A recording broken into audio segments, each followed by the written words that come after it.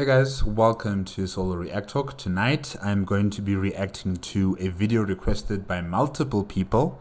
It's called an Elden Ring movie, Age of the Duskborn, made on the VaatiVidya YouTube channel. Guys, if you want to check out my previous reactions to other VaatiVidya's Elden Ring movies, remember the playlist card is going to be up here for the Elden Ring reaction content. If you want to check out the original video as well as VaatiVidya's YouTube channel, the links are going to be in the description below. Okay, let's start.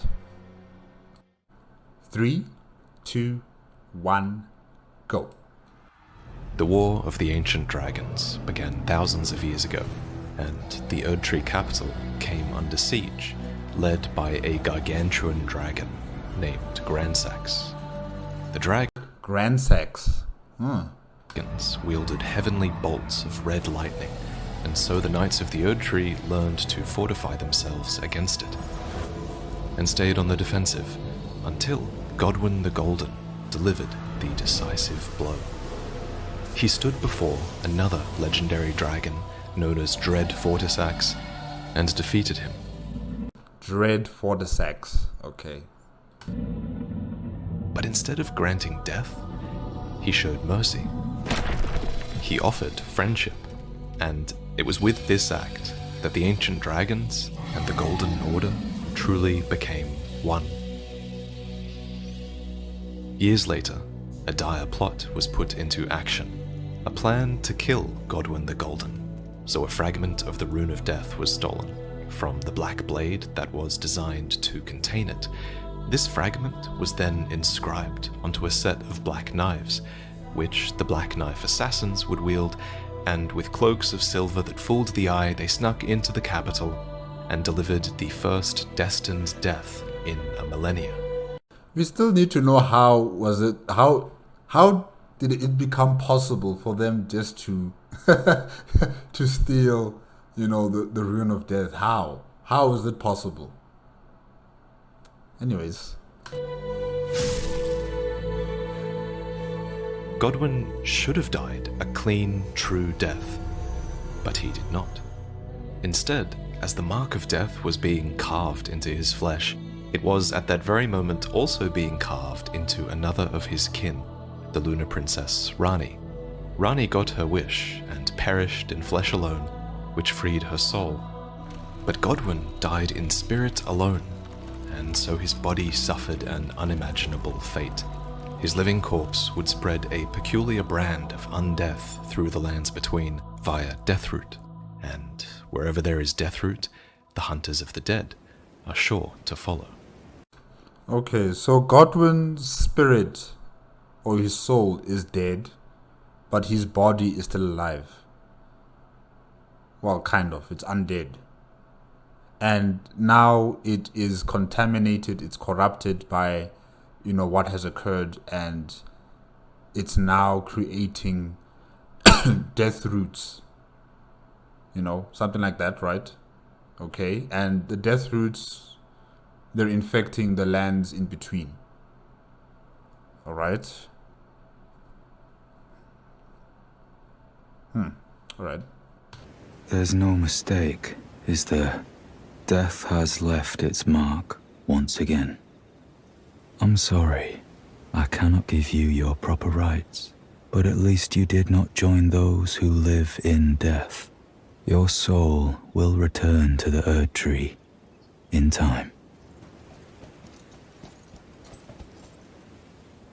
Ah, a tarnished, are you? I'm known as D. Interesting armor that you're wearing, D. Let me write down your name here. Just D, okay. Yeah, very interesting armor. There's a head right here on your left side, I think, or is it your right? And then it just wraps around you, like it's a second human being wrapped around you. That's interesting. Nice sword. I hunt down those who live in death and weed their death root. Heed my warning. The village here has been touched by death, and worse yet, it is home to a mariner. If you value your life, then go no further. The dead have long been left to wander, and what they need is true leadership. The mariners can call to those who live in death and offer them some semblance of guidance, but they make poor leaders and even poorer fighters. So I mean, it's a guy on a boat. Really, it's just a guy on a boat with a horn, and yeah, he's directing these undead skeletons to fight. Interesting. So the death route, I mean, like, no matter even if you are dead like 20 years ago, as long as your skeleton is there, it can be resurrected by the death route. Okay. it is that the dead continue to live without purpose. Well, well. Another fool who won't listen to reason, eh? But with a prowess for weeding Deathroot. I've spotted the mark of the centipede here in the village.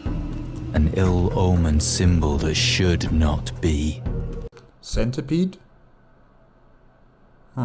Someone or something threatens the sanctity of the Golden Order and must be eradicated.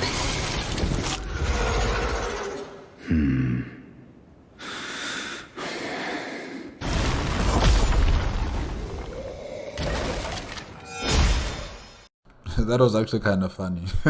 The way he just threw that boulder at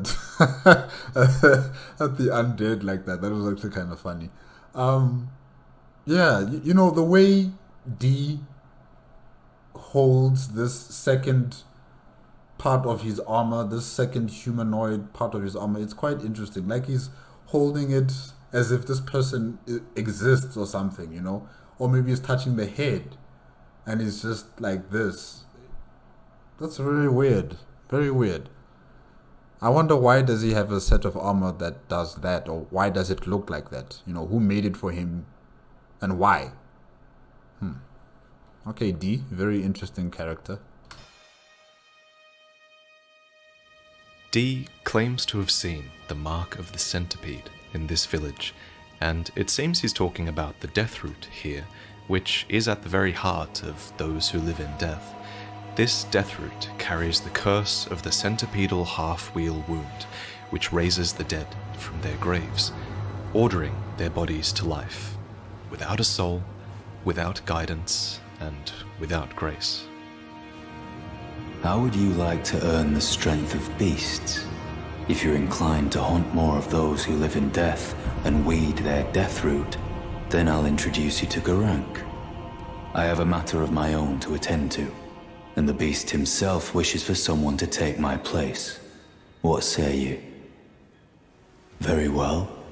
Show me your map. I've marked the location for you. It will lead you to Garank, the beast clergyman.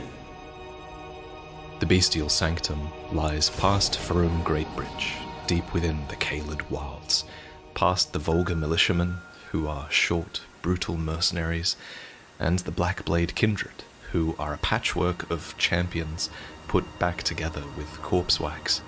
They're all here in defense of Garank. Or should I say Malakath. He is Marika's loyal shadow, that once kept the Rune of Death bound within his black blade. That is, until a piece of that death was stolen. Afterwards, he buried the black blade deep within his very self, so that no one could steal it, ever again. So you failed at your duty to protect this Rune of Death. But how? Were you on a holiday? Did you go to the toilet? Like, what happened? What happened? I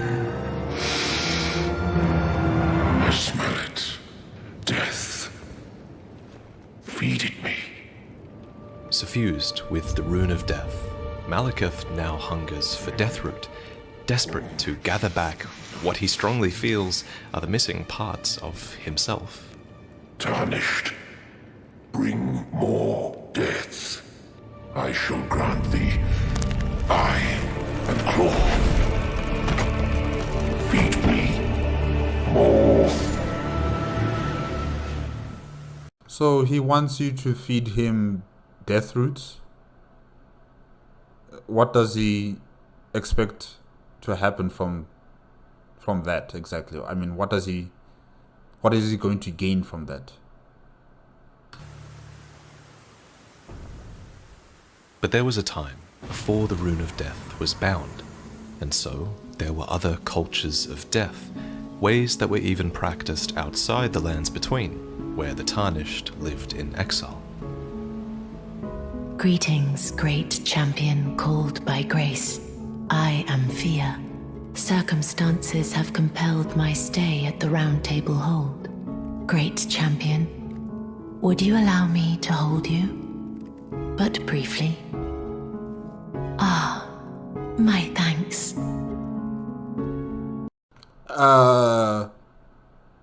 This is unexpected. Wow, alright. So, Fear just wants hugs? Okay. You are very warm. I was known as a deathbed companion. Hold on. Deathbed companion. And what does a deathbed companion do exactly? Do you take care of people who are on the verge of death? Where I come from, after I received the warmth and lively vigor from a number of champions, I lay with the remains of an exalted noble. To grant him another chance at life, to do so is the purpose of my being. But before I could bear the noble into new life, I was awakened by the guidance of grace and chased from my birthplace. Interesting. Okay. Deathbed companions absorb the energy coming from different warriors, their vigor and their, I don't know, their strength or something, and then they keep it in themselves. They go to a crypt, especially like a noble, a very important person, and then they lay next to that, deceased person, and they are reborn. How exactly are they reborn? Does she give birth to them? Or, do they just poof into existence? She hasn't really explained that part of the process. This is interesting. It sounds like necromancy, magic here. Yeah, very odd, very interesting. Originally, the deathbed companions existed to provide a simple comfort to those who were dying. But at some point, it seems, it was discovered that a deathbed companion could use the vitality of others to birth dead remains into new life. And so the deathbed companions became a tool, a path to rebirth for the privileged, who told the deathbed companions who to lie with and when, so that one exalted being might get a second chance at life. Wow. So only the powerful and the rich, are allowed to reincarnate, if I can say that, or be rebirthed.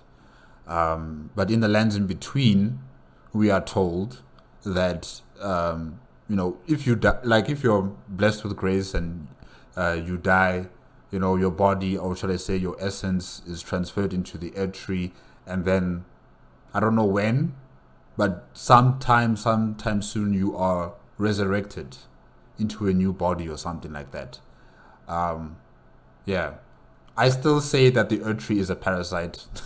I'm not going to be changing on that anytime soon. And, somehow they've been able to circumvent death in that type of situation, And in this one with Fear and the deathbed companions, people who live beyond the lands in between are able to do kind of the same thing, resurrect after they've been killed, probably from battle or from some sort of disease. And it's only the people who are rich or who are nobility, who are powerful, essentially. And just like in the lands in between, only those with grace will be having a second life or something after they die, after their bodies have been given to the Earth Tree. The essence and whatever else is transferred into a new existence. Only those who are blessed with grace are allowed to have that opportunity. And just like those people beyond, lands in between, only the nobility, the rich, the powerful are able to have deathbed companions to resurrect their souls into existence. So yeah, interesting. Despite all that, I still wish to be a deathbed companion. So please, let me hold you like this, as often as it takes. Who are you going to resurrect, deathbed companion Fear? Because clearly you are, charging up your batteries. So who are you charging up your batteries for? You haven't told us that part. You just asked this. You just asked the tarnished just to stay with you, just so that you can embrace him. But for what purpose? Yeah. Who are you going to resurrect? I want to know. But it's not all about you. After all, you are not the only tarnished that Fear lays with, and who knows what secrets are shared in her bedchamber.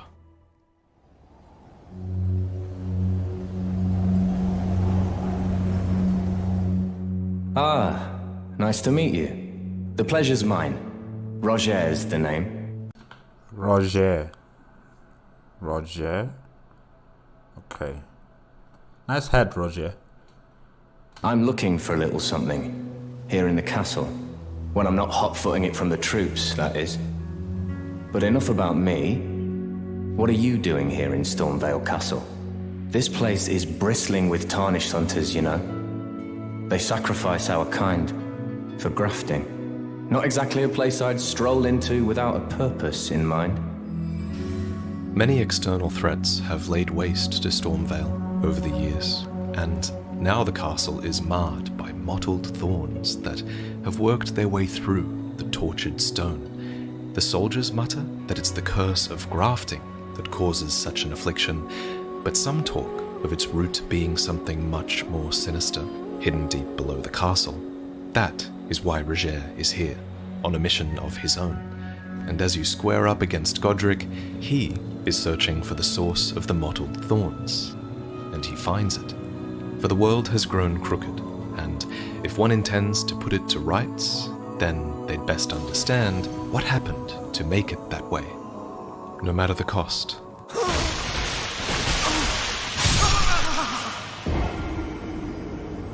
Ooh, Roger, are you dead? Oh, wow. Okay. So you found the center of where this corruption is emanating from, and I don't know what were you doing there, but it looks like it failed, it backfired, and the death root just activated, and it looks like it killed you. Oh gosh.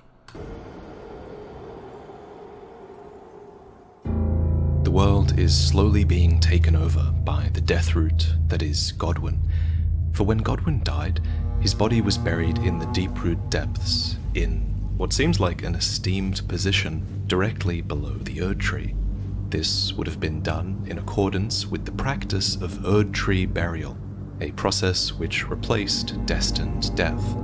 For under Marika's Golden Order, death exists, but it is not the end, and the roots of the Erd Tree should call to all of the dead in time, reabsorbing them into the great tree where they may one day be reborn. And then the cycle continues. You're essentially feeding a parasite, people. You're essentially feeding a parasite. For new beginnings, there must be an end.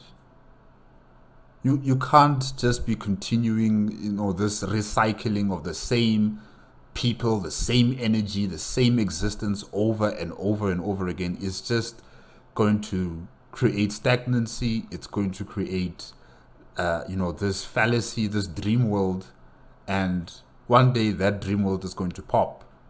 And essentially that's what's happened here. Godwyn, being a great hero, likely received the burial rites that placed him as close to the Erd Tree as possible, but this backfired horrifically, for the roots would instead take up Godwin's cursed essence, like a tree absorbs water, and spread the mark of the centipede throughout the lands between via Deathroot. So it is that those who live in death were born. Oh, hold up. Yeah, no, guys, I'm sorry, I was confused. Because I saw that gauntlet holding on to, the person, and then I saw another hand, near the head. So I thought that was these arms doing that. But no, it's actually part of the armor that's doing that. Yeah, this is weird. Your armor set is really weird, D. Really. And the hunters of the dead would follow. I serve the Golden Order, that I might put this crooked land to rights, following only the guidance of the great Elden Ring. Those who live in death fall outside the principles of the Golden Order. Their mere existence sullies the guidance of gold, tainting its truth. But it's not their fault, though. They didn't choose to come back to life, technically. Yeah, they didn't choose this. It just happened to them. So it is the vermin must be exterminated. Down to the very last. The hunters of the dead are fanatics, who are glad to have an absolute evil to contend with.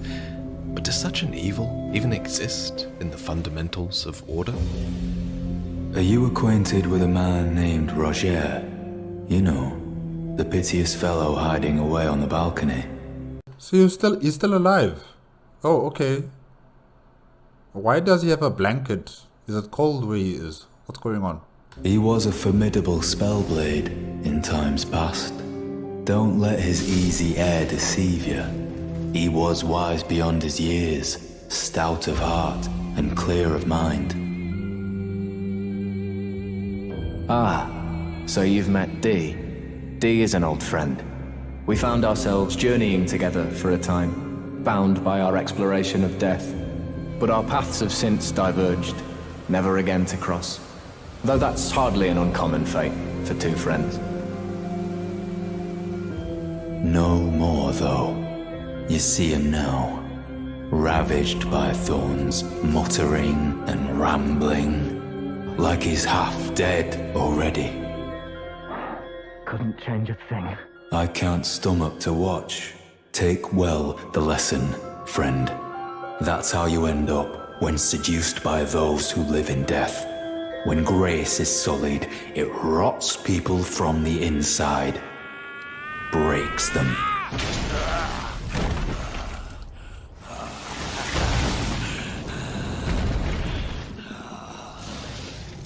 This is what the Golden Order has been reduced to. Godric, the runt of the litter, dependent on the strength of tarnished champions. But Fia's favor is bestowed upon her consorts. It allows them to ignore any aches or pains, for in death there is only peace. For in death there can be no sensation. Ah, you defeated Godric and claimed yourself a great rune. Looks like we both got what we wanted out of Stormvale, didn't we? Well done, friend. Always good to see you safe. So, the misshapen corpse under Stormvale. That is a sacred relic of the Black Knives plot, as that famed night of assassination is known. It happened during the golden age of the Erd Tree, long before the shattering of the Elden Ring. Someone stole a fragment of the Rune of Death from Malekith, the Black Blade, and on a bitter night, murdered Godwin the Golden. That was the first recorded death of a demigod in all history, and it became the catalyst. Soon, the Elden Ring was smashed, and thus sprang forth the war known as the Shattering. I once wished to become a scholar, you see. I've spent many an hour scouring the archives for knowledge of that fateful plot. And that thing is to blame for the shape I'm in now. I urge the utmost caution. Don't disturb the corpse more than necessary. Okay, so Roger he didn't die when he was tampering with the death root that time. The death root just, stabbed him in the legs, and now he can't walk, and that's why he's having this blanket covering him up. Are the death roots still, coming out of him? Something like that? Okay. Oof, unfortunate. My dear, have you ever heard of Black Knife Prince? Dear Roger likes to talk of them when abed. And the ancient plot in which the first of the demigods was slain. The black knives wielded by the assassins who committed the act, along with the impressions they made, somehow hide the truth of the conspiracy. These grand affairs are hardly my forte, but dear Roger began to weep as he spoke. In truth, I've heard tell from someone else about the Black Knife Prince that fascinate dear Roger so, but it wouldn't be right to give this to him, stuck as he is in the Round Table hole. Perhaps you could make use of it? With a crudely drawn map in hand, we can find a living black knife, one of many who lurk purposeless in the dark places of the lands between, and D is here to help you.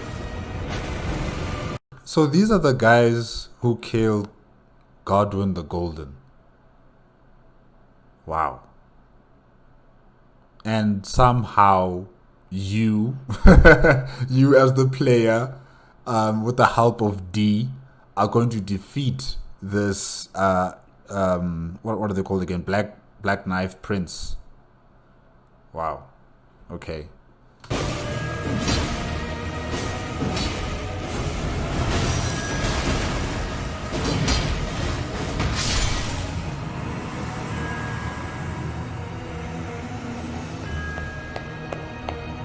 Ah, hello.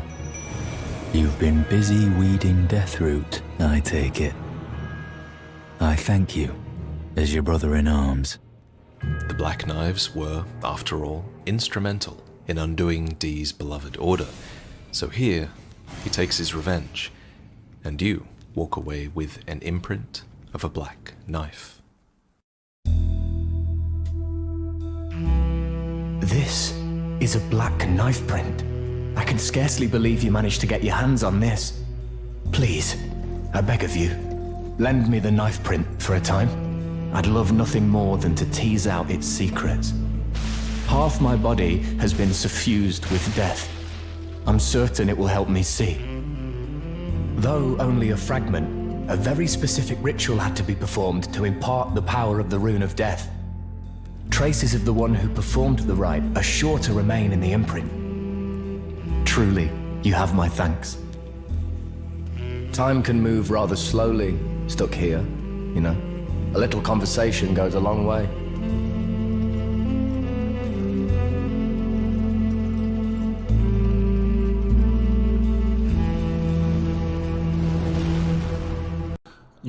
Yes, from the Rune of Death, the way it looks like, it does look like a centipede, with a lot of legs coming out of it. Interesting. I just realized that right now after seeing that image of the Rune of Death. So Roger continues his investigation, and you continue to seek out Deathroot, waiting for the truth of things to be revealed. You are basically put to good use by everyone around you. I am pleased to see you again. Would you like me to hold you? Now, come closer. You are so very warm. I heard that you lent a hand to dear Roger. He seemed positively elated. He must be possessed of great mental fortitude. It anchors his will and sustains him, despite his grievous wounds.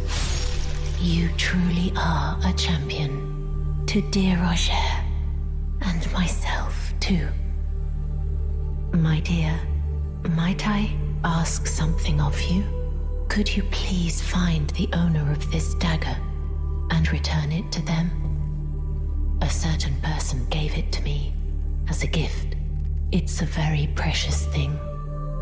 It must have a special place in the owner's heart. So I would like for the original owner to have it back, if you wouldn't mind. This weathered dagger was once a special weapon of gold and silver intertwined, except now it has been worn down and marred by a black gash. It's natural to think that this weapon belongs to Dee, but then why didn't Fia give it back to him herself? Why would it be natural to think that it belongs to Dee? You know, I would have never suspected that. Is it because he wears silver and gold? Okay. Alright.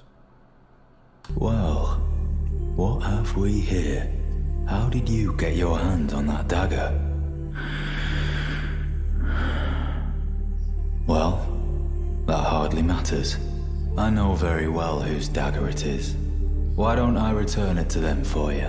Good work bringing this to me. It's almost as if they're playing a game with the dagger, arguing over whose heart it truly deserves to be buried within. And it's a game that Dee ends up losing. For Fia developed a sorcery to oppose the Round Table Hold, a mist of deathblight that is only effective against the Tarnished, especially if they confront you in a small, enclosed room.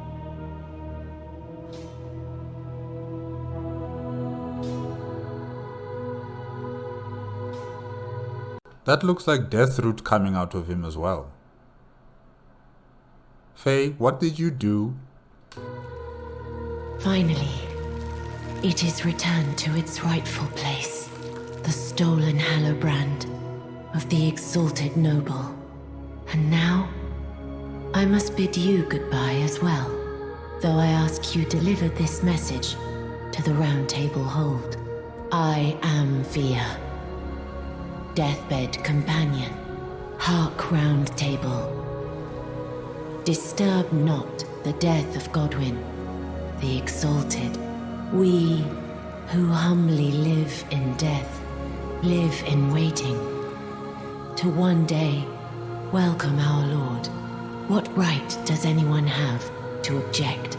Our Lord will rise, the Lord of the many and the meek. All this time, Fia was getting closer to recovering the Hallowbrand that Dee stole from Godwyn. For this Hallowbrand is the key. It's the curse mark that the Black Knives carved to split death in half, which started all of this in the first place, and Fia has a use for it. So Dee is also a part of this conspiracy against against Godwyn. I'm not sure I really understood what was being said here, but I think I'll have to rewatch it again. But okay, all right.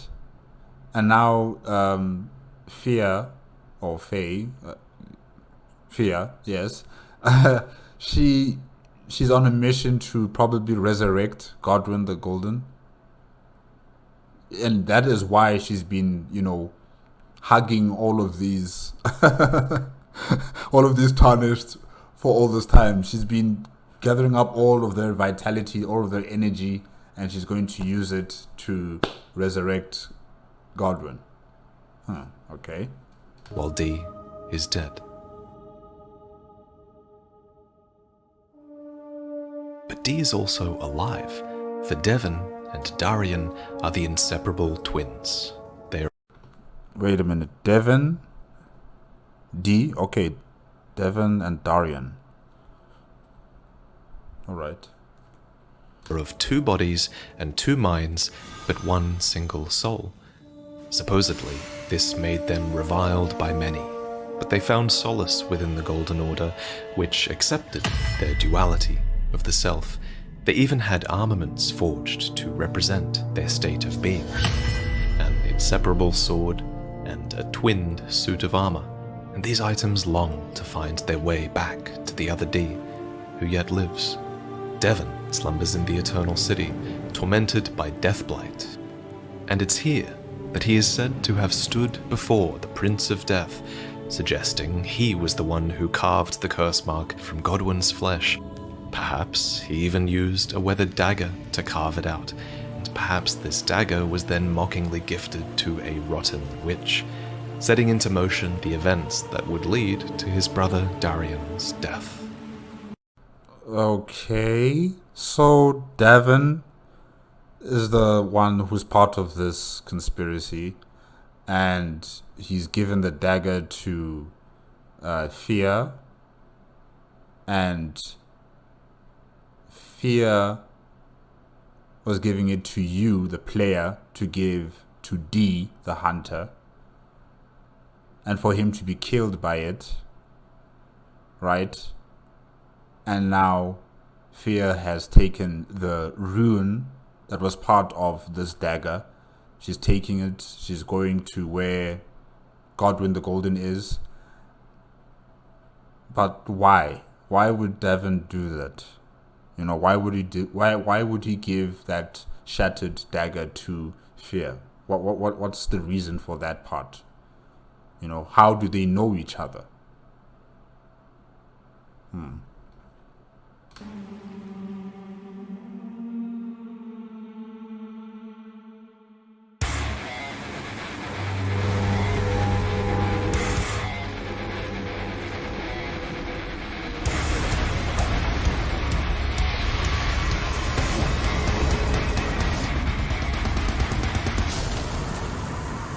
The Mariners are a joke, making your hunt for the spreading death root an easy one.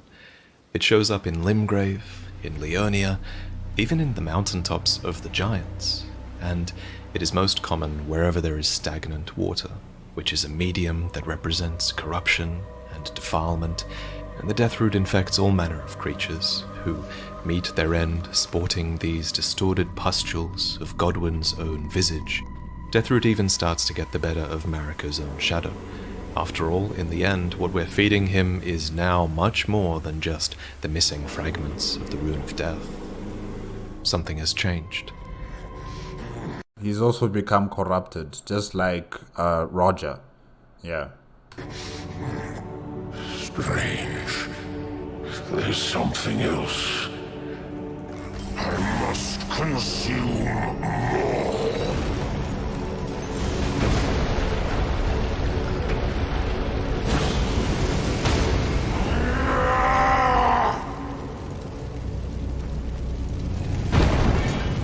Put it away. I won't forget again. Mine appetite, my sin. I must have more. I must consume more.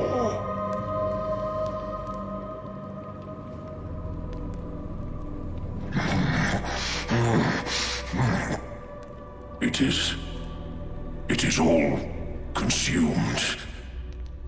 Still, I am not sated. Not nearly sated. Marika! Is this what it is to sin? Will things never be the same again?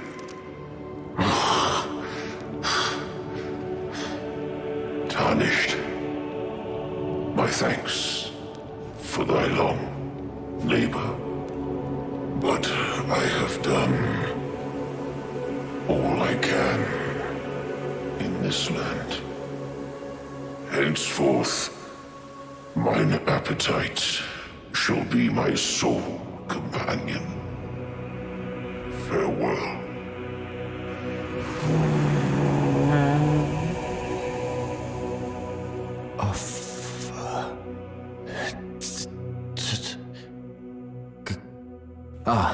Hello. I was hoping to see you. My examination is complete. Here's the knife print back. With my thanks. Now I have a fairly good idea who performed the rite upon the blade. The person who orchestrated the Night of the Black Knives. Lunar Princess Rani. One of the children born to King Consort Radigan and his first wife, Ranala. Demigod and sister to General Radahn and Praetor Rykard. Hers was the name I discovered in the imprint. If Rani truly is the one who plotted that fateful night, then she should bear the curse mark of destined death somewhere upon her flesh. I would like you to procure it for me. And then all will be laid bare. I will have the answers I have sought for so long. Do you know of those who live in death? These souls have committed no offense.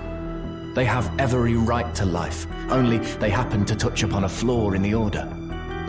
By Dee's account, these defiled fiends must be expunged.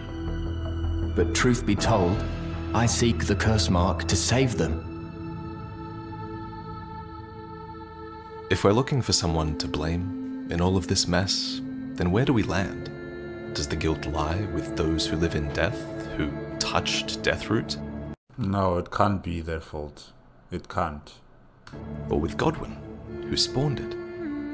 No, it can't be Godwyn's fault either, because, it's not in his control. These guys, these Black Knife princes who were orchestrating this assassination, they were using the death rune, the rune of death, and, they gave him that imprint on his back, and this was beyond his control. His spirit is gone, and what is left is just a body that refuses to die. And that body became corrupted, and it corrupted the rest of the roots down the earth tree. So we can't really blame it on him either. He's not in control. His spirit is gone. Or should we blame Rani, who thought up the plot in the first place? Maybe. Yes. Personally, I think any fault goes even further back to Marika, who, in her hubris, thought that she could free the world from death. Yes, like I've been saying. Okay, yes, VaatiVidya, yes, I agree with you 100% here. Like what I said earlier about, this order with the Earth Tree and, how people who have been blessed with grace, they don't essentially die. Yes, they're dead, their bodies are dead, and they are buried, or they are given to the Earth Tree roots, and the Earth Tree absorbs all their energy, and then I don't know when they are resurrected, and this cycle, is perpetuated, and really it just creates stagnation. It creates this notion that death doesn't mean the end anymore. You can be reborn, and that is something that I don't really agree with, really. When it's your time, it's your time. Or else, you're just going to be perpetuating this corrupt and this stagnant system, that has no end, really. You're just feeding this parasite. The lands in between has been kept in this infinite dream by this parasite. Death and life should never have been separated, a fact that is more clear now than ever. Maybe I should tell you. Lately, I feel I'm on the precipice of falling into a deep, fathomless slumber. And I have an inkling it could spell trouble for you somehow. So I just wanted to get the apology out of the way beforehand, since you're so scary and all. Well, this is unfortunate.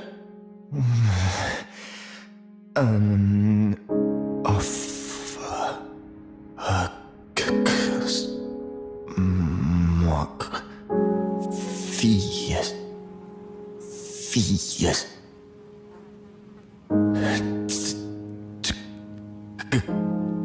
Godwyn. full circle forms room.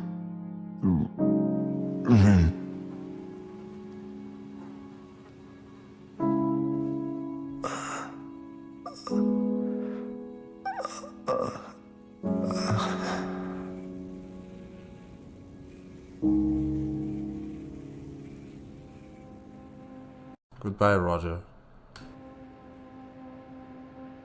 So, whoever can obtain 2 halves of the curse mark can form a rune. With his dying breath, Roger hints that Fia might be able to use this.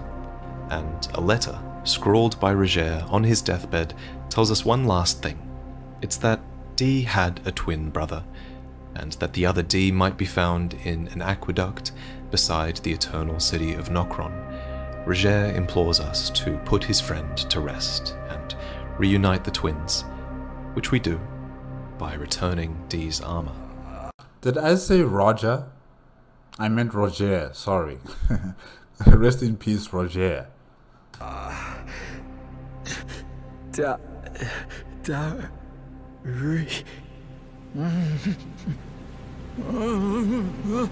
Roger goes on to reveal that Devon stood before Godwin, not far beyond this spot, and indeed Devon and the dagger were death-blighted. So we travel a little farther, upwards to a nameless city that's overtaken by roots, and Godwin himself. Oh, Lord Godwin. Oh, my poor sweet lordling should have died a true death. A scion of the Golden Bough, sentenced to live in death. How could such a thing come to be? Here, Fia finally lies with Godwin, the Prince of Death, defending his being with the sapped strength of every hero who lay with her. This thing about throwing boulders at people is really, it's so funny. Including, of course, the famed spellblade Roger. But doesn't she need all of this power, to resurrect Godwin? Why is she using it to defend herself like this?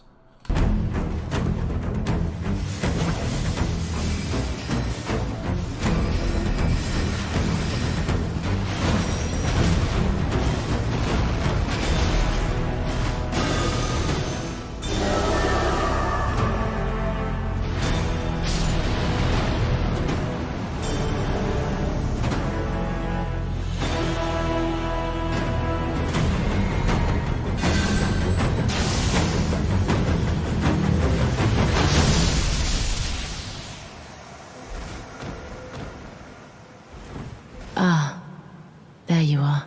I knew you would come. What is it you intend? To deny us and our ways, like the dogmatic brutes of the Golden Order? You are an odd one. I am the guardian of those who live in death. They call me a foul and rotten witch. Yet you still wish to be held by me?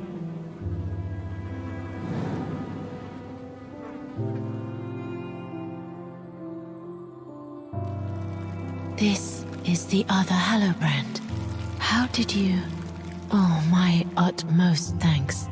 With this, Godwin can take his rightful place as first of the dead and claim a second, illustrious life.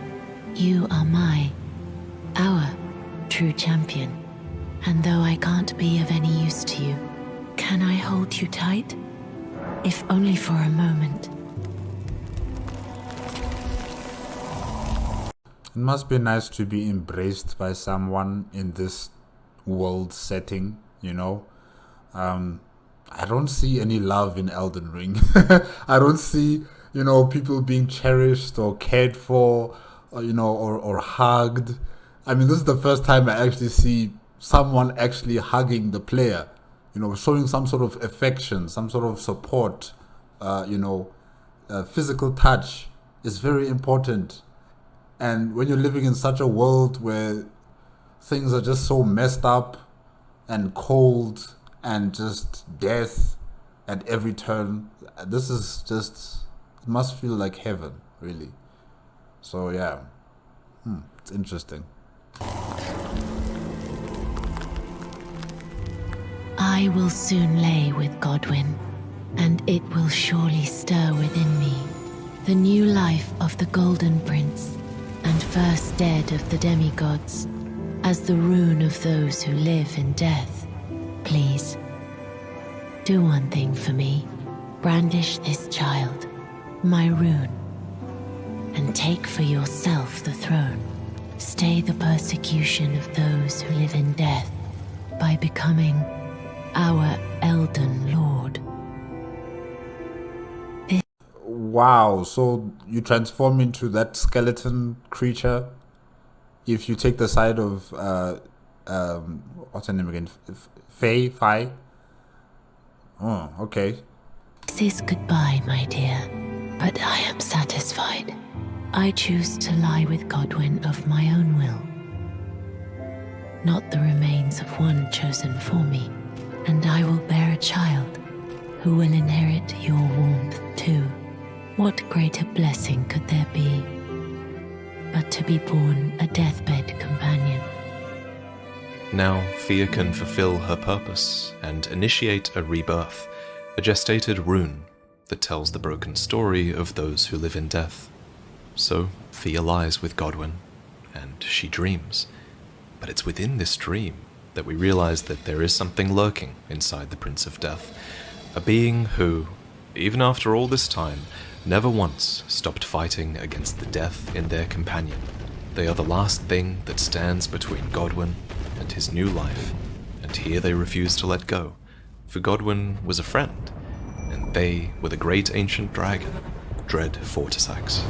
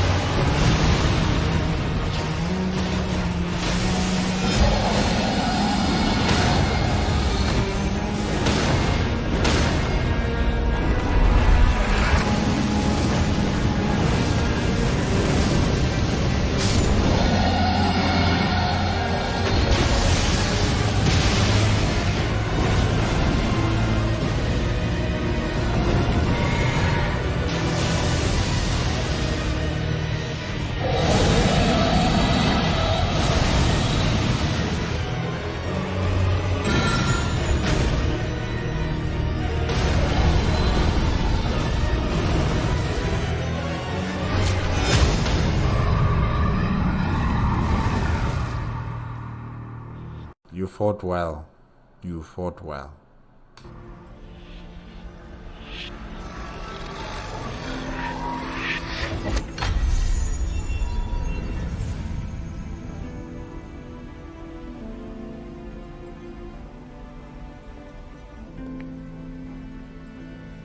Finally, you can bring the entire broken curse mark itself into order, the mending rune of the Death Prince, which enables his bastardization of life to become an official part of Death's story. But first, you have to burn down the Erd Tree and walk alongside Flame to meet the road of destined death, which leads to Faram Azula, a broken city floating outside of time. What's up with the tornadoes, though? Really, it's crazy up here. Really, in the city, it's really crazy. Those tornadoes, oh gosh.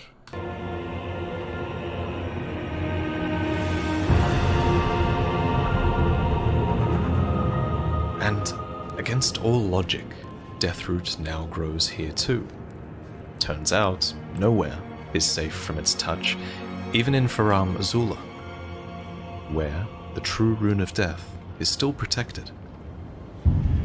by none other than Malakath, who masqueraded as Grank, so that you might feed him Deathroot and help him to achieve the one and only task that Marika saw fit to entrust him with.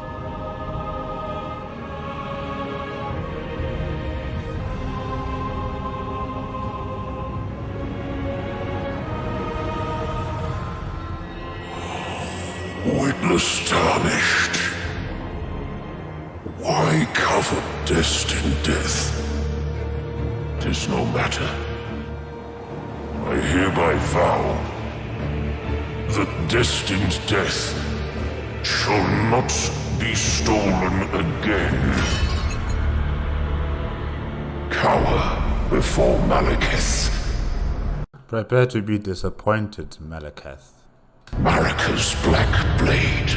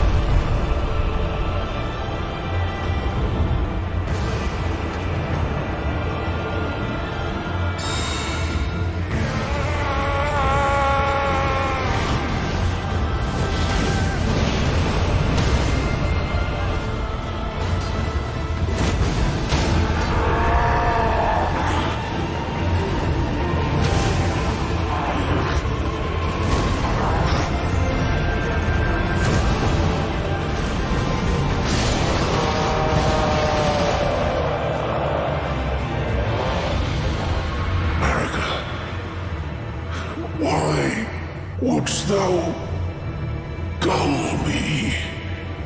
Why shatter?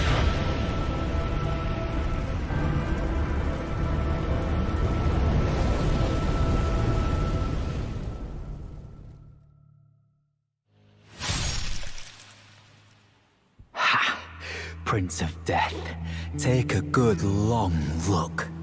See the wrath of the Golden Order, the Order's justice writ in blood. Is this Devon? Okay. What did you do? This is what's become of your precious witch. Look at this rotten whore. No more children can be got from this useless flesh. This is a proper death, O Prince. Behold, your mother is dead. So this is revenge for what Faye did to your brother. What's his brother's name? Darian?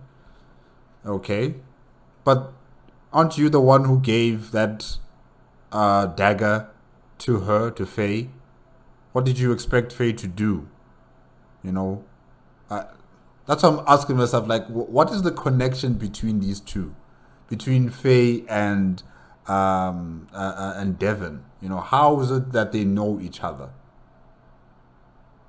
And why would he give Faye this dagger that had the rune of death, well, a part of it? You know, and why would he do that, knowing fully well that if Faye wants to, you know, resurrect Godwyn the Golden, she would need to have that rune in her possession, you know, and the only way she was going to be able to do that was to either kill Devon or Darian. So why would he do that? Why would he give her this weapon that would potentially kill him or kill his brother? Why would he do that part? Sorry guys, if you guys don't understand what I'm saying, I'm also trying to understand this movie. I'm also trying to understand these characters, you know, the motivations behind their actions. So I'm sorry if you're being confused about what I'm saying. I'm also confused. I'm just trying to understand as much as possible. Yeah. Sorry guys. Remember, I haven't played this game, so don't come after me, okay? I haven't played this game.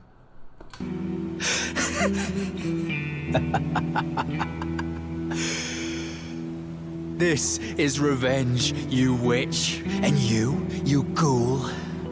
This is the wrath of D.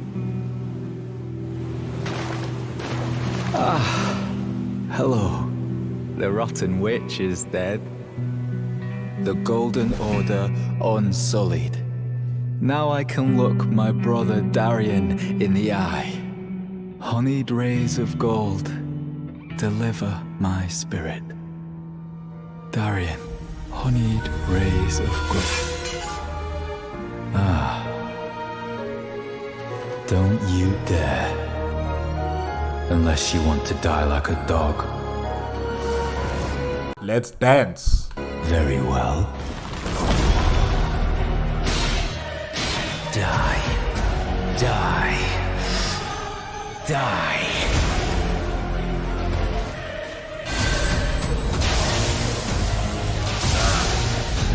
Then you are a blight. A defiler of the Golden Order and murderer of my brother. I'll grind your corpse into that...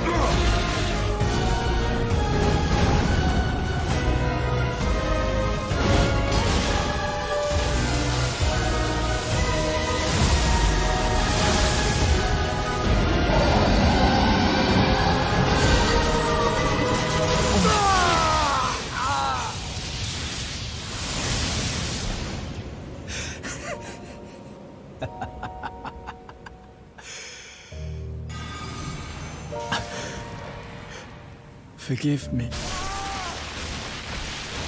Dari. Dari.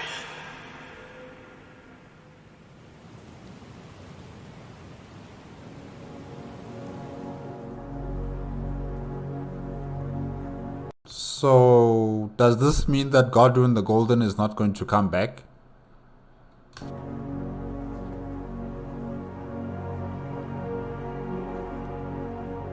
As a deathbed companion, Fia had no choice but to lie with others, until the guidance of grace led her back to the lands between, where she used her chambers in the Round Table Hold to great effect, biding her time, listening to the secrets told to her in private, until she could use the strength of champions to speak for others, for the downtrodden, who had no champion. But soon they will. The champion is you, the player.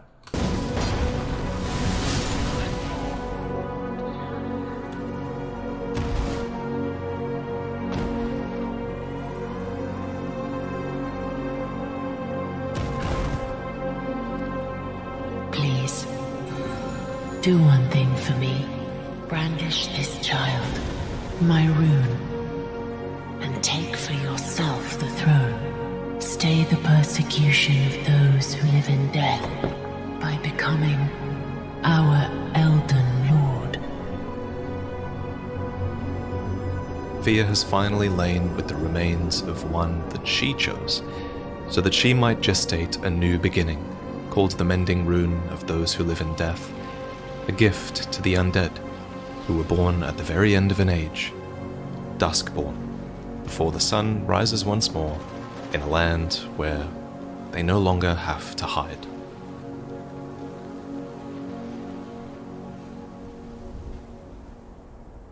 The fallen leaves tell a story of how a tarnished became Elden Lord. In our home, across the fog, the lands between, our seed will look back upon us and recall the age of the Duskborn.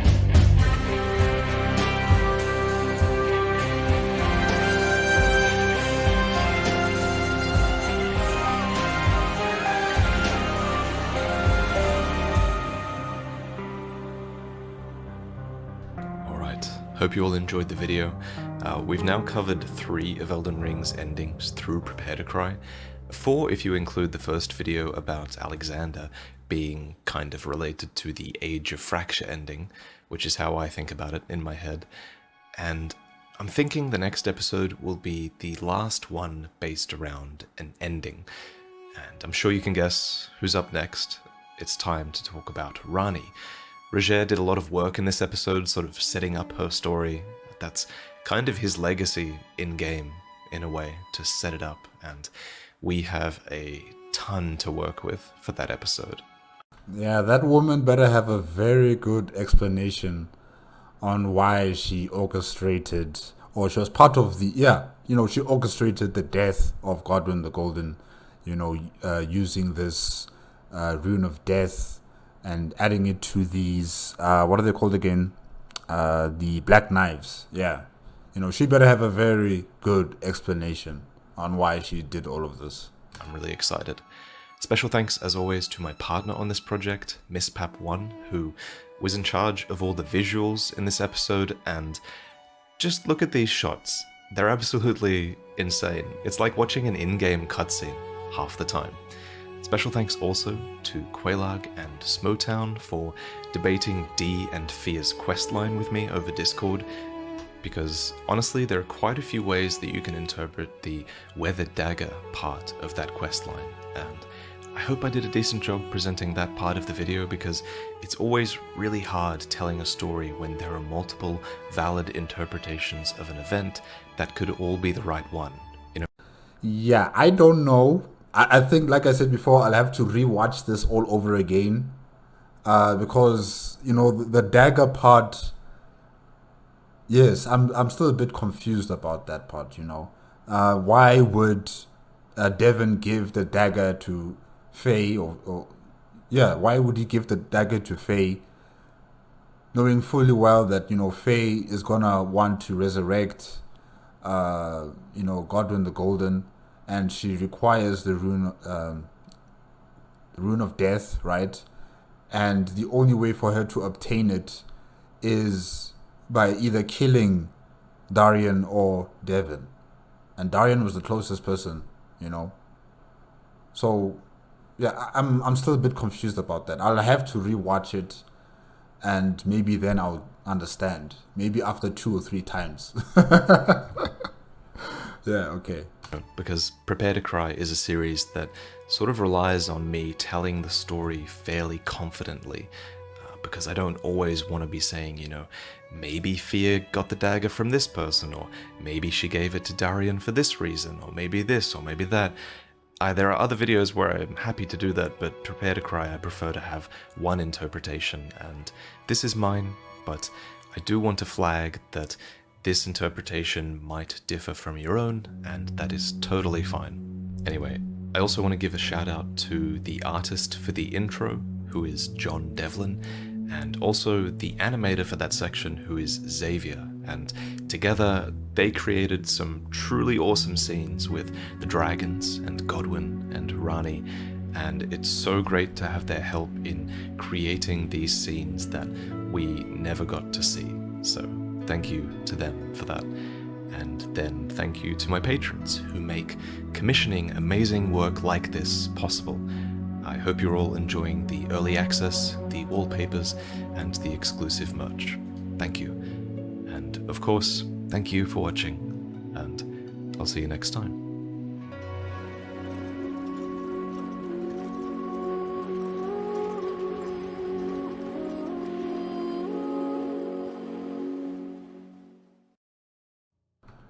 Okay, guys, that is it with an Elden Ring movie, Age of the Duskborn, made on the VaatiVidya YouTube channel. This ending, it's good, right? Because the natural order of things has been repaired. You live and then you die. And you die permanently. You don't come back. So I think it is a very good ending. However, we did see some undead skeletons rising up. as soon as the main player became the Elden Lord. So I'm not entirely sure what's going on there. You know, you guys in the comment section, you guys can fully explain it to me, you know, the details behind this ending in terms of the Duskborn.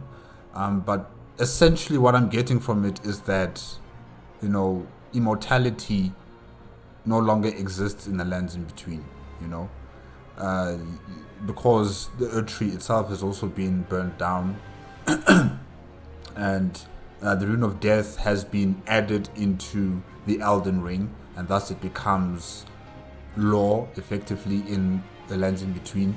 Therefore, you know, people will live and people will die, and that natural order of thing will continue on as it's supposed to be, you know. I think that's correct how I understand it there. Maybe I'm wrong. You guys, like I said, you guys in the comment section, you guys can explain it to me. And yeah, the story centered around Faye being a deathbed companion was also very interesting. Very, very interesting. You know, how very important people, nobility in particular, would be resurrected by deathbed companions, you know, as they would use the energy and the strength from other people and, you know, contain it in themselves, and then they would lay with deceased people, and, you know, they would be reborn. I'm not sure about the time period of how long would it take, you know, because, you know, Faye was there with Godwin the Golden, and she was sleeping there, like, for how long? You know, how long was that process going to take? I mean, if Devon did not interrupt and kill her, I'm just wondering, you know, like, for how long would she need to be with Godwin for him to be resurrected, you know? Yeah, I'm just wondering about that. And yeah, you know, the story about this dagger that somehow was in the possession of Faye, and, you know, Faye knew that it actually belongs to either Darian or Devon, and, you know, one of them has to die for this rune to be, you know, activated or shown, and then she would take it. Yeah, I'm still a bit confused about that. You know, how she came into possession of this dagger, and, you know, how Devon or Darian were in part of this conspiracy to kill Godwin the Golden, and, you know, how the imprint from the death rune was transferred into the dagger. Yeah, I'm still kind of confused about that part there. But yeah, the ending with the mist and the gloomy dark clouds, and it's an interesting ending. Like, you know, it's not like the Frenzied Flame where everything is burning. So yeah, it's okay. It seems like it's good. Maybe I just need more information. I just need more information for me to be satisfied. But yeah, it was good. It was good. Guys, that is it for tonight. Remember, if you want to check out the original video as well as VaatiVidya's YouTube channel, the links are in the description below. If you like my reaction, please give me a like, comment, and subscribe to my channel. Click on the notification bell if you want to be up to date with my latest videos, and I will see you guys next time. Okay? Bye-bye.